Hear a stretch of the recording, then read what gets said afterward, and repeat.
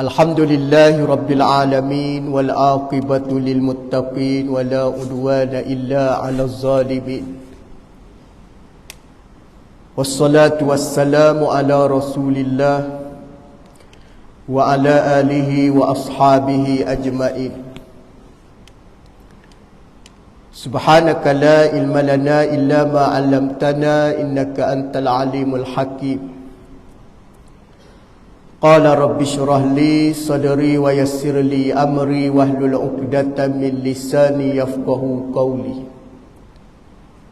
Allahumma rabbana iftah bainana wa baina qaumina bil haqqi wa anta khairul fatihin. Allahumma arina haqqa haqqan warzuqna ittiba'ah wa arina al-batilan batilan warzuqna ijtinabah. Allahumma salli ala Sayyidina Muhammadin al-Fatihi lima ughliq wal khatimi lima sabaqa nasiril haqqi bil haqqi wal hadi ila siratikal mustaqim wa ala alihi haqqa qadrihi wa miqdarihi al-azim. Amma ba'd.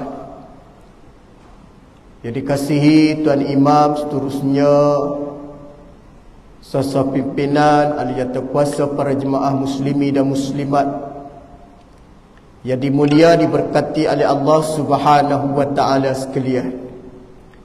Alhamdulillah, kita panjat dan syukur kehadrat Allah. Dengan izin dan inayahnya pada malam ni kita masih diberi nikmat. Mudah-mudahan kita manfaat sebaik mungkin nikmat anugerah Allah. Mudah-mudahan kita istiqamah di dalam mencari kebaikan, insya-Allah. Pada malam ni kita akan sambung yang seterusnya perbincangan kita, insya-Allah, daripada kitab Al-Azkar Al-Imam An-Nawawi rahimahumullah. Diriwayat daripada hadis yang sahih, diriwayat daripada sahih Muslim, daripada Sayyidina Sa'ad bin Abi Waqqas radhiyallahu anhu. Dia berkata, kunna inda Rasulillah sallallahu alaihi wasallam faqala ayajizu ahadukum an yaksiba fi yaumi alfin hasanah fi yaumin alfa hasanah fas'alahu sa'ilum min julasaihi kaifa yaksibu ahaduna alfa hasanah. Qala yusabbihu mi'ata tasbihatin fataktuba lahu alfu hasanah aw tahuttu anhu alfu khati'ah. Artinya, daripada Sayyidina Sa'ad bin Abi Waqqas radhiyallahu anhu, dia kata kami sedang duduk bersama Nabi sallallahu alaihi wasallam. Maknanya Sa'ad bin Abi Waqqas satu ketika dia duduk bersama dengan Rasulullah sallallahu alaihi wasallam. Masa dia duduk dengan Nabi itu, para jemaah sekalian, Nabi sallallahu alaihi wasallam bersabda sambil-sambil duduk Sayyidina Sa'ad bin Abi Waqqas. Maka masa dia duduk tu Nabi pun bersabda. Nabi bercakap. Sabda ni orang panggil yang keluar daripada mulut Nabi, maka sabda, ungkapan Nabi, sabdaan. Kalau daripada Allah dia panggil firman Allah. Jangan tukar takin. Orang kata sabda tu daripada Nabi, firman tu daripada Allah. Kalau kita dengar qala Allah Ta'ala, tu namanya firman Allah. Firman Allah ni maknanya ayat tu ataupun kalam itu keluar daripada Allah Subhanahu wa taala, Quran lah. Ada kalamullah, perkataan Allah. Kalau sabdaan daripada Nabi SAW, dia kena tahu beza sabda dengan firman. Kalau firmanullah ataupun firman Allah, disunatkan kita baca bismillah. Apa maksudnya? Contohnya Allah Ta'ala sebut di dalam Al-Quran, kama qala Allah Ta'ala, ataupun kita sebut firman Allah, kuntum khaira ummatin ukhrijat linnas. Itu firman Allah. Sunat bismillah. Ataupun di sunat kita baca a'udzubillah. Sabdaan Nabi SAW tak perlu kita nak baca a'udzubillah. Qala Nabi, suku daripada Nabi SAW. Baik. Kata Sayyidina Sa'ad bin Abi Waqqas, ketika kami berada dengan Nabi SAW. Baik, berada dengan Nabi bermaksud bersama Rasulullah. Waktu tu kemudian kata Sa'ad bin Abi Waqqas, Nabi pun bersabda. Apa kata Nabi? Ayajizu ahadukum ayyaksiba fi yaumi alfa hasanah, kata Nabi. Apakah salah seorang daripada kamu, kata Nabi, apakah salah seorang di kalangan kalian ramai-ramai ni, kata Nabi, tidak mampu mendapat 1000 pahala setiap hari? Begitu. Ginilah kalau kita nak suruh mudah faham. Nabi kata kepada para sahabat, wahai kalian semua, takkan tak boleh kalian satu hari nak dapat 1000 pahala? Begitu. Nabi tanya. Nabi kata, takkanlah duk ramai-ramai pok-pok kita ni tak boleh seorang daripada kita ni dapat pahala 1000. Maka setelah mana dengar fas'alahu sa'ilum min jalasaihi, salah seorang daripada kami yang duduk ni, kata Sayyidina Sa'ad bin Abi Waqqas, apabila Nabi kata takkanlah di kalangan ramai-ramai ni tak boleh pahala 1000 setiap hari, maka bangunlah di antara kami yang duduk ramai-ramai. Dia kata apa dia? Dia kata apa dia? Kaifa yaksibu ahaduna alfa hasanah. Dia kata, bagaimana mungkin salah seorang daripada kami nak dapatkan 1000 ni ya Rasulullah? Pahala setiap hari. Sahabat kata, macam mana kami nak dapat ya Rasulullah? Nampak senang je Nabi sebut yaumi alfa hasanah, satu hari dengan 1000 ganjaran pahala. Dengar Nabi cakap tu mudah. Maka sahabat tanya, macam mana ya Rasulullah kami nak dapat? Ni hebat sahabat Nabi, hadirin hadirat. Apabila dengar kebaikan dia tanya nak buat. Beza dengan kita kadang-kadang dengar kebaikan, kadang-kadang kita rasa nak buat ke tak nak buat. Sahabat tidak. Sahabat bila dengar kebaikan, dia lantas nak melakukan kebaikan. Tu beza. Kenapa dia jadi macam tu? Kerana sahabat ni dia dahagakan pahala, faham tak? Ganjaran.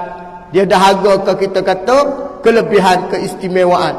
Baik, apabila dia tanya Nabi, ya Rasulullah, apakah di antara kami ni mungkin boleh dapat ke yang dikatakan 1000 kebaikan tadi? Maka qalan Nabi, maka jawab Nabi. Apa kata Nabi? Yusabbihu bi'ata tasbihatin fataktuba lahu alfa hasanah au tahuttu ala alfu khati'ah. Kata Nabi, baginda menjawab, bertasbihlah 100 kali. Apa dia tasbih? Subhanallah. Nabi kata tasbihlah 100 kali, fatasbihahu, kamu bertasbihlah dengan sebanyak 100 kali. Subhanallah, subhanallah, subhanallah, subhanallah, subhanallah, subhanallah, subhanallah, subhanallah, sampai 100 kali. Maka apabila kamu bertasbih dengan 100 kali, akan mendapat 1000 pahala ataupun dihapuskan oleh Allah.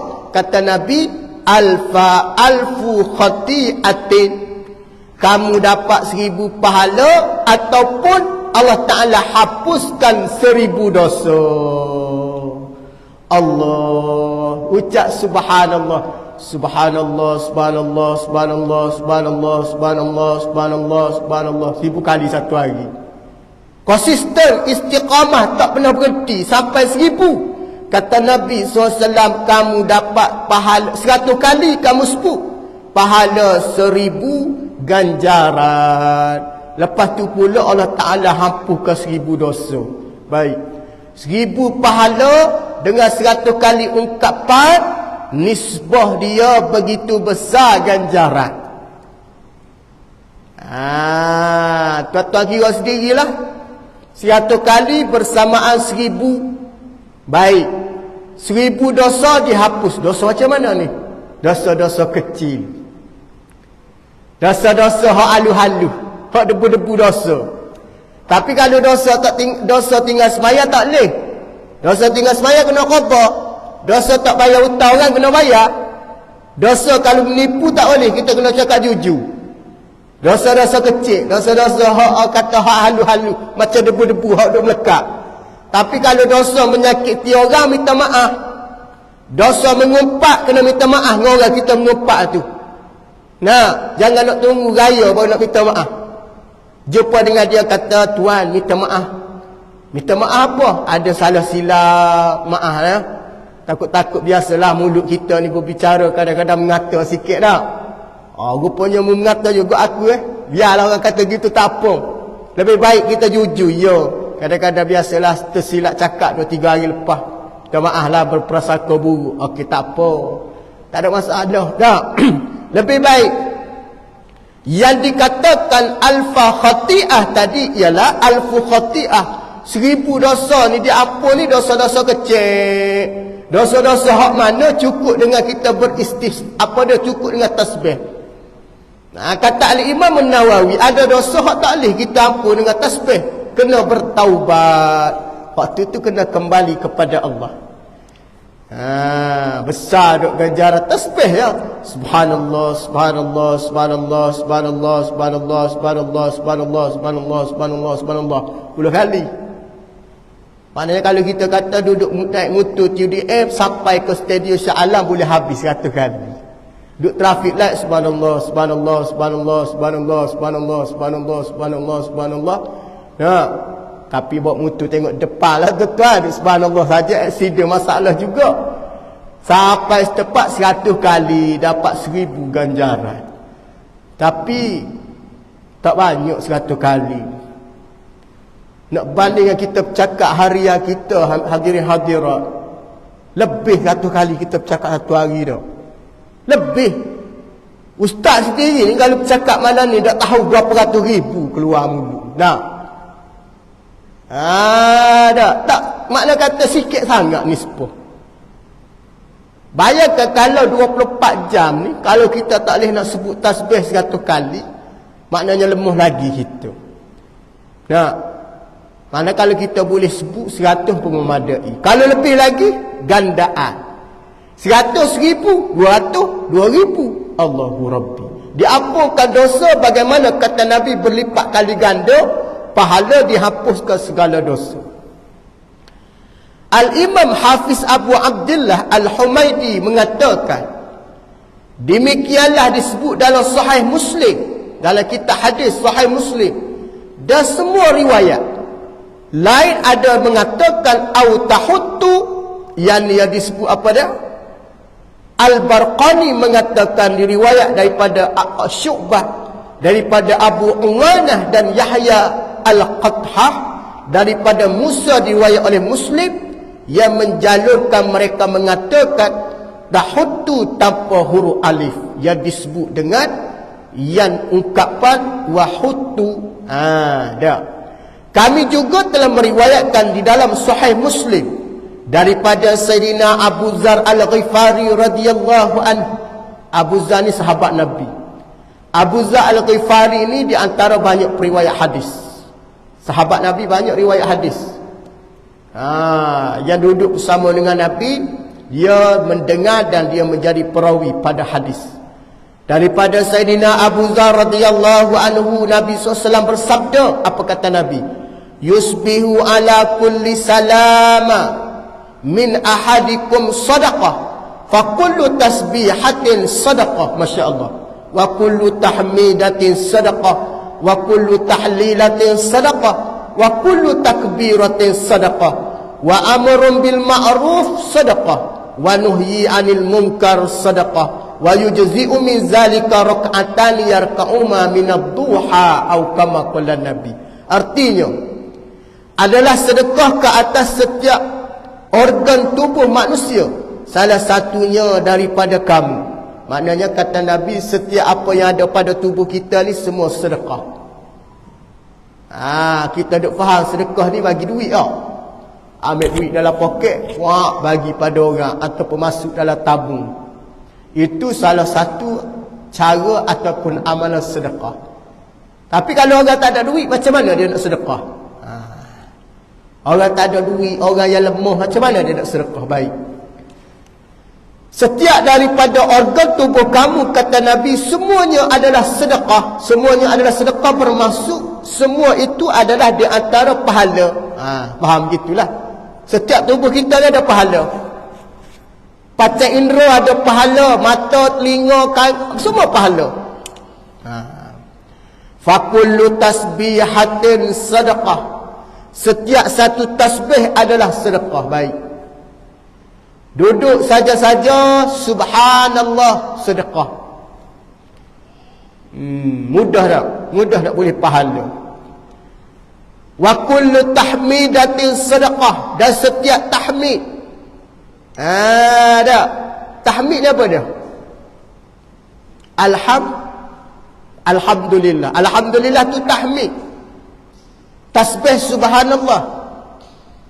Jadi kalau orang kata cuba sebut lapas tasbih, subhanallah, tahmid, alhamdulillah. Fa kullu tasbihatun sedekah wa kullu tahmidatin sedekah. Tahmid pun sedekah. Tak. Wa kullu tahlilatin sedekah. Dan setiap tahlil sedekah. Apa dia tahlil? Tahlil apa dia? La ilaha illallah, la ilaha illallah. Biasa kita duk buat tahlil tu tak? Tu tahlil. Kalau orang kata tahlil, al-jepuk datang buat tahlil diubah, maknanya mengatik. Buat tahlil ni mengatik lah. La ilaha illallah, la ilaha illallah. Dia ni, zikir ni, para hadirin sekalian, dia kadang-kadang dia tak perlu banyak tetapi betul. Faham boleh Jangan silap faham, jadi keliru. Zikir ni kadang-kadang dia perlukan nisbah banyak bilangan.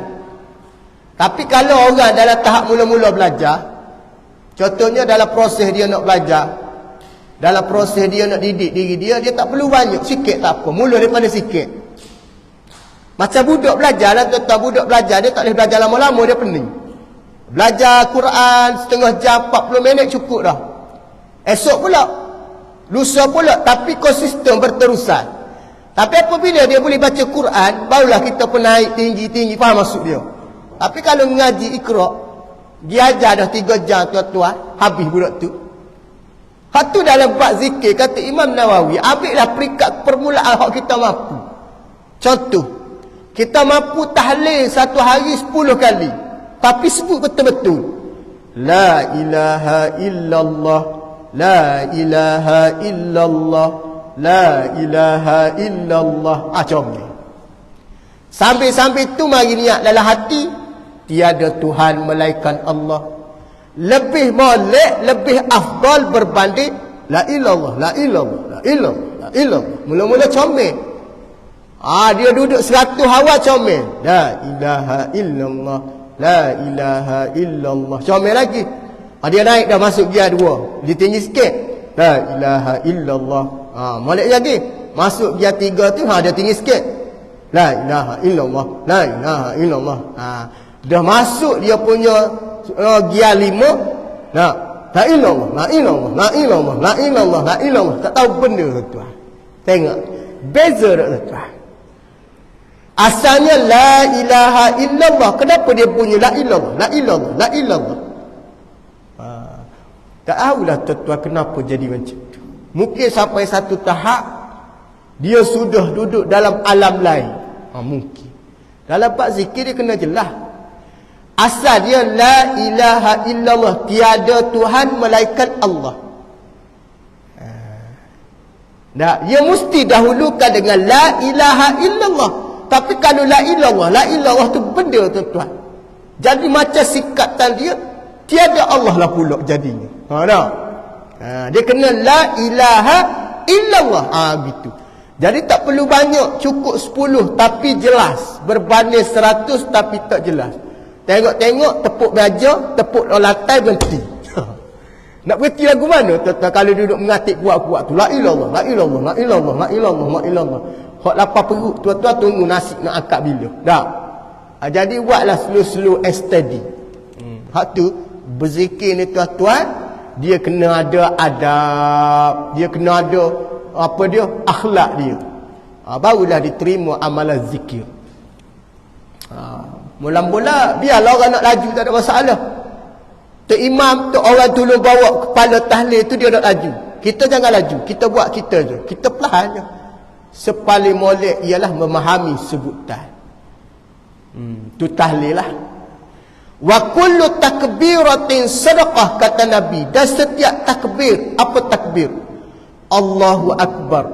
Allahu Akbar, Allahu Akbar, Allahu Akbar, Allahu Akbar, Allahu Akbar, Allahu Akbar. Tu pun sedekah. Biasa zikir lepas sembahyang. Subhanallah, Alhamdulillah, Allahu Akbar, kan? Walaupun nampak benda tu kita buat sebanyak berapa? 30 kali. 30 kali 3 jadi 90, kan? Kita buat subhanallah, subhanallah, subhanallah, subhanallah, subhanallah, subhanallah, subhanallah, subhanallah. Nak guna buah tasbih pun tak apa, guna tangan pun kira tak apa. Ada orang tu takut lebih. Dia kata, ustaz, kalau kita 31 boleh tak? Tak nak buat 30, 31, terlajar. Tak ada masalah, boleh. Tak jadikan haram buat 31. Buat 100 pun tak apa. Oh, gitu ingat kau memang khusus 30. Tak. Tapi tu dia ajar. Tak. Tapi kalau nak buat lebih, ada masalah. Nak baca Quran lebih, ada masalah. Buat amalan ni, dia tidak ada masalah kalau lebih. Lebih ada masalah. Wa kullu takbiratin sadaqah, setiap ungkapan dengan takbir Allahu Akbar, Allah pun sedekah. Wa amrun bil ma'rufi sadaqah, menyuruh kepada benda baik pun sedekah. Hak ni rahimakumullah, mudah nak dapat pahala sedekah. Contoh, kita ni kurang pertama dalam benda makruf. Kita buat tapi kurang praktik dalam hidup kita, dalam keadaan bermasyarakat. Benda makruf ni kurang orang buat. Pertama, kenapa kurang buat makruf? Kerana ramai orang ni menyangka, kan aku tegur nanti kecil hati. Walahan nampak jelas kawan ni semayang punya tidak. Dah pukul 4 dah. Bekerja dengan dia jam 12 sampai pukul 4. Masuk Zuhur dia tak semayang.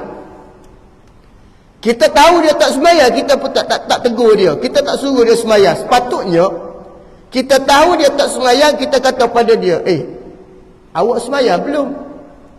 Tak semayang lagi semayang dulu ni, dah pukul 4 dah ni.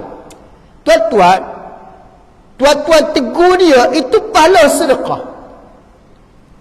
Jadi kalau dia nak terima, kau tak nak terima, itu bukan alasan. Itu bukan alasan untuk kita tidak menegur dia. Tapi kalau dia tak dengar, ataupun dia tidak buat lebih, orang kata apa dia, menegur tapi dia tidak mengambil cakna. Tuan-tuan kena ingat, orang yang macam ni di hari akhirat dia akan jawab di hadapan Allah. Dia tak boleh nak menipu dah.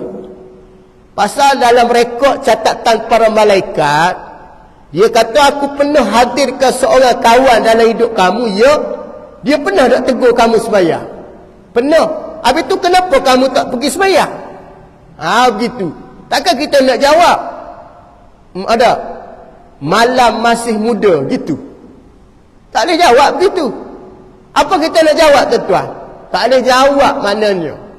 Atas dunia tak apa kita boleh jawab, umurnya muda. Usia masih muda, kesihatan masih baik.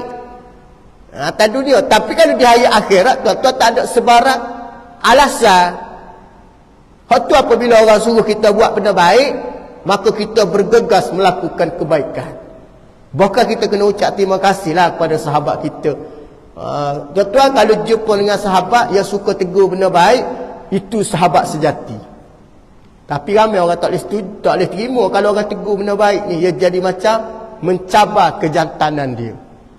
Sebenarnya kalau orang tegur kita benda baik, kita kena ucap terima kasih. Sebenarnya dia sahabat sejati. Bukan dia nak cari pasal tu. Dia nak menegur kita kerana dia sayang pada kita.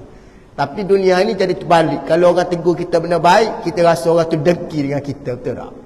Baru pergi sembahyang maghrib, dah hajuk dah orang sembahyang. Macamlah dia ni alim sangat. Biasa orang begitu. Biasalah mana-mana. Mana-mana tempat memang orang jadi takut nak ngajak orang benda makruf. Tuan-tuan kena ingat tuan-tuan. Tuan-tuan buat benda yang makruf ni, dikala orang yang tidak buat, tuan-tuan besar ganjaran pahala. Lebih pada jihad tau. Orang nak pahala jihad kalau bunyi mati syahid seronok kan. Tuan-tuan tengok kan, orang mati syahid, tuan-tuan tengok pahala dia berganjak, apa dia hebat pahala orang yang mati syahid. Tapi tuan-tuan tak tahu ada pahala yang hebat dan lebih berbanding orang yang mana mengejar pahala-pahala lain. Seantaranya ialah menyuruh kepada benda makruf. Kalau tambah orang lain tak suruh, tuan-tuan suruh, besar pahala. Boleh, tak ada masalah. Tapi kalau dia tak nak dengar, wallahu alam, tu bukan urusan kita.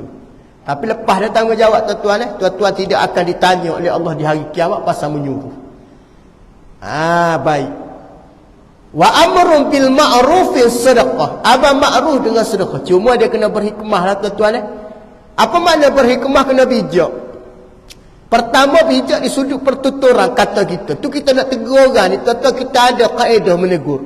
Pertama, guna perkataan yang paling terbaik dalam teguran. Tak boleh kita memperli dia, tak boleh. Cakap elok-elok pada dia, menerima ataupun meminta masa untuk nasihat. Walaupun kita tengok benda ni jelas, perkara tu batil.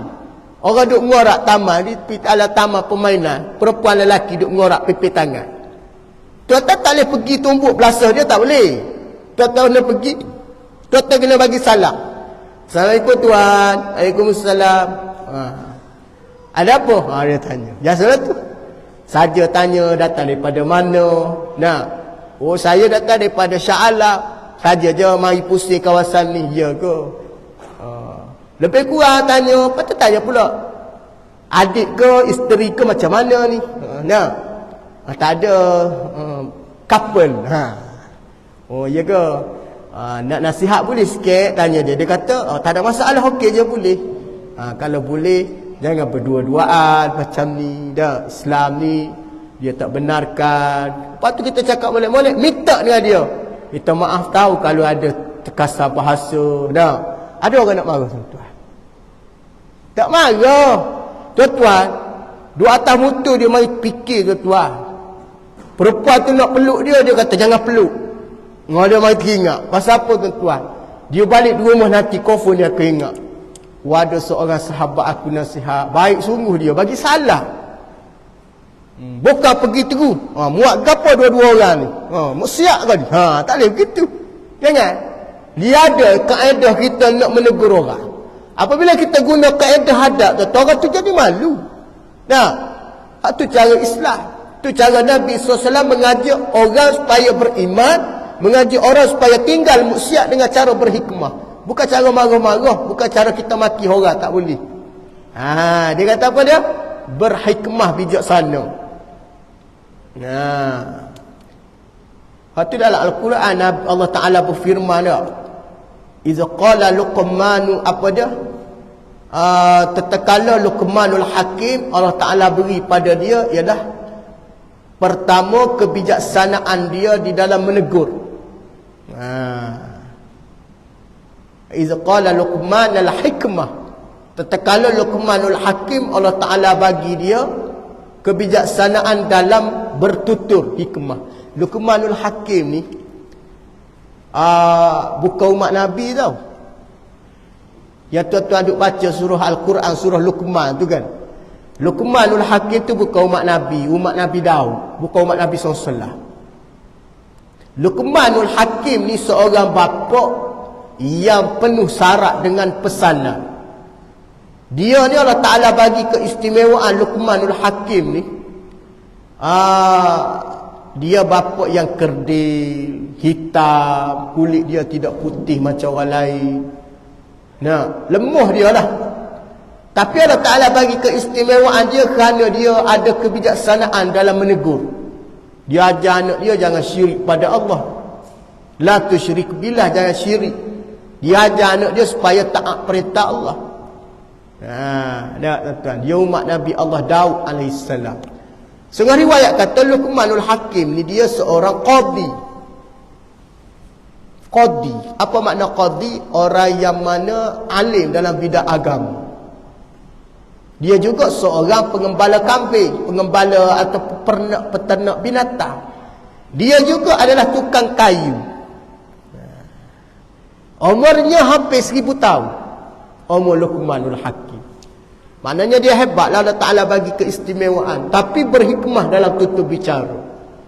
Tuan-tuan, nama dia Allah Ta'ala sebut dalam Al-Quran. Nama kita Allah Ta'ala sebut tak? Nama Ustaz ada sebut dalam Al-Quran? Mana ada, rahimakumullah.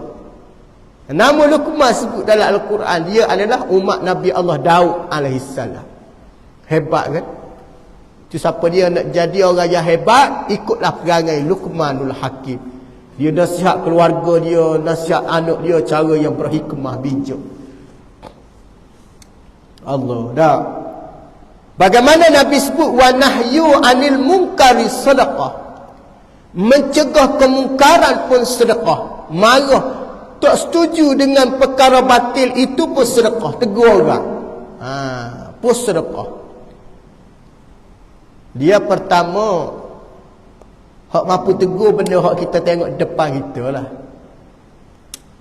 Terang-terang nampak isteri kita ni sembahyang lewat, asyik tuduh aurat, tak pakai tudung, anak asyik duduk main kadang-kadang.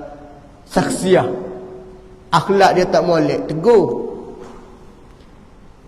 Hak tu di antara asas pertama dalam kita belajar mencegah kemungkaran. Tapi kalau kita dalam rumah tangga, kalau kita tak berjaya, apatah lagi di luar sana, betul tak? Rumah tangga kita tak berjaya. Jadi mula-mula cuba tegur dalam rumah tangga. Nak memasuk ajar rumah tangga kita, ahli keluarga, supaya taat perintah Allah. Tu pikap permulaan. Wa yujzi'u min zalika raka'atan yarka'uha min ad-duha. Nampak? Semua itu boleh digantikan dengan 2 rakaat sembahyang duha. Kalau tuan-tuan tak mampu nak sebut subhanallah, tak mampu nak sebut dengan alhamdulillah, tak mampu nak sebut la ilaha illallah tahlil, tak mampu juga nak takbir Allahu akbar, tak mampu nak suruh benda yang baik, tak mampu nak cegah benda yang maksiat, maka cuba buat juga nak pahala dengan kita semayang 2 rakaat duha. Hak tu selemah-lemah lah tu. Selemah-lemah. Tapi kalau kita mampu, buatlah sedekah, buatlah dengan keadaan zikir. Tapi kalau tak mampu, buat solat duha. Hak tu selemah-lemah kata Nabi. Solat duha ni bila? Selepas subuh, waktu isyraq tu ada waktu duha. Waktu dia panjang duha ni tuan-tuan. Setengah riwayat Nabi kata berakhirnya duha sebelum ataupun 40 minit sebelum waktu matahari duduk di atas. Waktu panas lah, zuhur tu. Dalam pukul 12 habis lah. Bila? Waktu isyraq. Syuruk 7 suku 7.13 sampai jam 12. Hak tu duha. 8, 9, 10, 11, 12. Apabila setengah jam 40 minit sebelum zuhur, habis dah duha. Duha habis dah. Waktu panas tengah hari, matahari ceceh tu, matahari dah naik tu, habis dah. Jadi masanya panjang, tuan-tuan boleh buat. Tuan-tuan nak buat pukul 8 boleh, 9 boleh, 10 boleh, 11 boleh. Sekiranya tak mampu nak sebuat tadilah, tak mampu nak zikir, tak mampu nak tahlil, tak mampu nak tasbih, tak mampu nak tahmid, maka ambil peluang tadi nak supaya dapat pahala sembahyang duha 2 rakaat. Tak payah pun tuan-tuan 2 rakaat ni. Tak payah pun. Cuma kadang-kadang kita jarang buat. Apabila jarang buat menyebabkan kita jadi payah. Waktu bagaimana dalam proses beramal ni dia kena paksa dulu. Ada orang kata Tak betul ustaz, paksa. Nanti tak timbul ikhlas. Okey, ada persoalan pula. Kalau kita tak paksa, adakah mula-mula ni kita jadi rajin nak buat ibadah? Tanya mana-mana orang, mula-mula nak ibadah mesti paksa. Tuan-tuan paksa diri nak buat kerja ni biar rajin dulu. Apabila paksa ni sampai satu masa paksaan tu hilang, lahir ikhlas buat.